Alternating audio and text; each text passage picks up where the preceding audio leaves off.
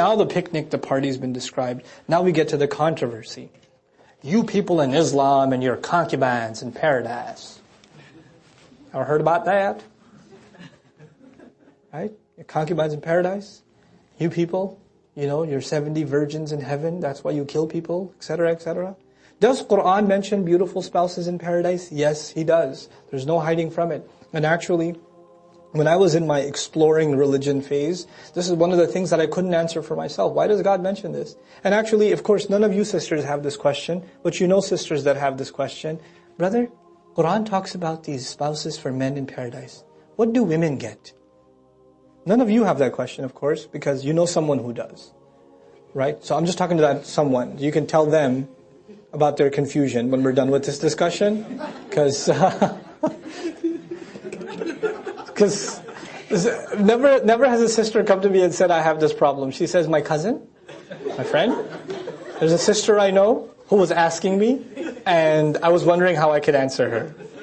Okay, we'll play along, that's fine. No problem. But the question actually arose in my mind too. What's the deal with these kinds of like sensual rewards and beautiful women and all of this stuff? And they're physically being described too. This surah actually minimally describes them physically. But even then, why? Young men in a society that are exposed to fahsha all the time. The thing that the Prophet fears for his ummah is shamelessness the most. And our religion, compared to any other, is the most conservative and the most restricting when it comes to interactions between men and women. From dress code, to the kinds of conversations you can have, to khalwa, to being alone with a non-mahram, to the settings and gatherings and things like that. It has the most restrictions. After all, you guys haven't gone through it, but if you get a chance, go back to the recordings and go through Surah An-Nur. Surah An-Nur talks about even the code of people coming and knocking on your door, that they shouldn't just walk into your house. Let the women make the arrangements and be in a separate place and all of that. There's a proper code, and so much so that there are hours of the day where your children can't walk into the bedroom. They have to knock outside. You have to have code put in your home for gender interaction. It's pretty amazing stuff. How boys after a certain age or kids after a certain age can't share a blanket. They can't even share a blanket with each other. There's so many incredible restrictions about this stuff. There's so many precautions about this stuff in our religion. It's kind of something to wonder about. And then the exact opposite is described in Jannah. Right? This is a young man, he's got no restrictions, he's got beautiful spouses and this and that, and they're this beautiful and that beautiful, and their attributes are being described. And Dr. Sahab Rahimahullah said, this is precisely why. This young man is going to go to college and he's going to keep his eyes low, and there's going to be a girl barely dressed. He's going to say, hey, how you doing? And he's not going to look back. He didn't say it that way, but he's not going to look back, and he's going to say, Allah has better for me. No, Allah has better for me. Allah has better for me. And he's just going to keep himself safe. Even though his raging hormones inside are asking him to, his eyes are begging to look. His curiosity is begging. The opportunity is there, the freedom is there, the youth is there, the energy is there, the looks are there, everything is there for him, but he says, no, I'm going to hold back, I'm not going to do it. I'm not going to even take one step in that direction. Allah has better for me. All his friends are heading in that direction and he doesn't, and then it's only a matter of Allah's brilliant justice that in Jannah, the drinks that we were forbidden, He offers. The joys we denied ourselves, Allah offers and says, look how you held yourself back, here you go, enjoy. Go ahead. I've opened that door for you. So it's actually the reversal of the same restrictions Allah has put on us in this dunya. That's why haya is so important here. You want to party in Jannah, you better watch your haya here. Allah doesn't deny that we have temptations. He doesn't deny that we have thoughts. He doesn't deny that, waswasa comes to us all the time. Read psychology on how many times men think about these things in a day, the average man.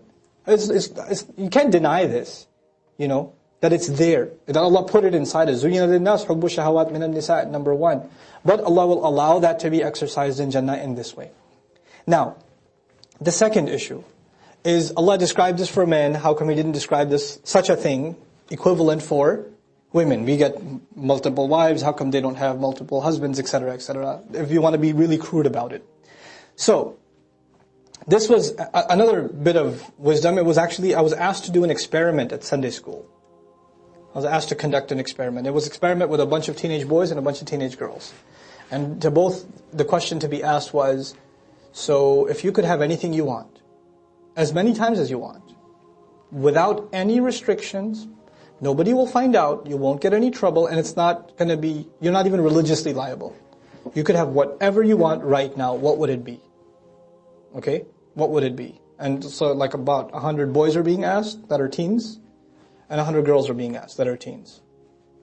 The boys have an ijma' in the ummah. There's no like variation. I mean, other than spelling errors, there's no diversity in the answers. The interesting response actually comes from the girls. And by the way, the boys saying that, it confirms what Allah Himself said, subhanahu wa ta'ala. زُيِّنَ لِلنَّاسِ حُبُّ الشَّهَوَاتِ مِنَ النِّسَاءِ. Men were programmed with desire for women. Allah beautified it in them. Done.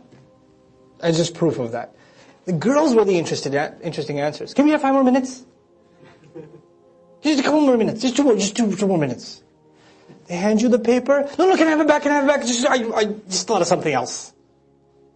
Crossing it over again. And then multiple answers. I can't think of one thing. My favorite answer that was given by multiple sisters, not all of them, but multiple. It depends.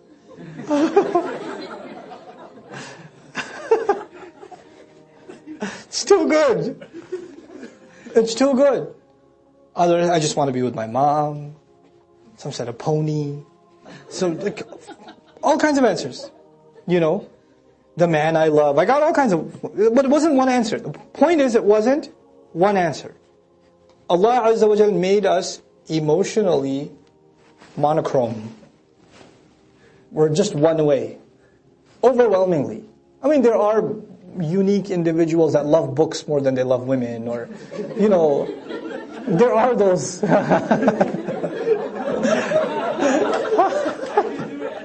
How do you do it? Okay. But overwhelmingly, He made us one way.